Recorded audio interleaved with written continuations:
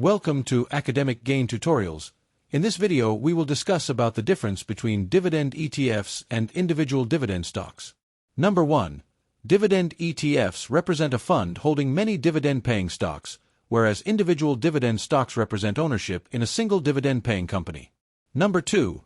Dividend ETFs provide built-in diversification across many holdings, whereas individual dividend stocks give concentrated exposure to one company at a time.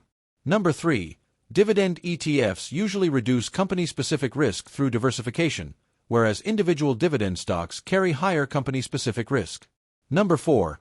Dividend ETFs generate income from dividends collected from a basket of companies, whereas individual dividend stocks generate income from dividends paid by one company.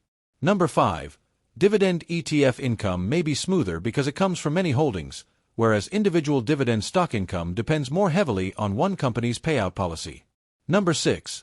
Dividend ETFs usually offer moderate and diversified growth potential, whereas individual dividend stocks can offer higher growth if the selected company performs strongly. Number 7. Dividend ETFs require less company-by-company research, whereas individual dividend stocks require deeper analysis of each business.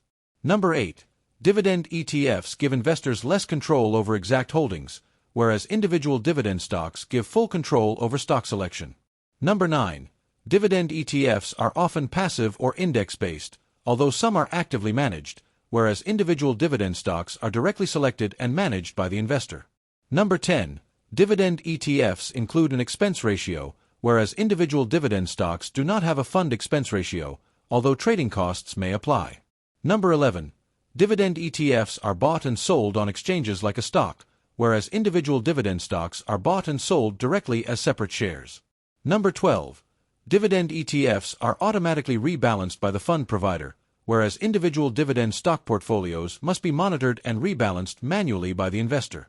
Number 13. A dividend cut from one company may have only limited impact on a dividend ETF, whereas a dividend cut in an individual dividend stock can significantly affect income. Number 14. Dividend ETFs are best for investors seeking simplicity and diversification, whereas individual dividend stocks are best for investors seeking control and focused stock selection. Number 15. The typical goal of dividend ETF investors is to build diversified dividend income with convenience, whereas the typical goal of individual dividend stock investors is to build income and possibly outperform through stock picking.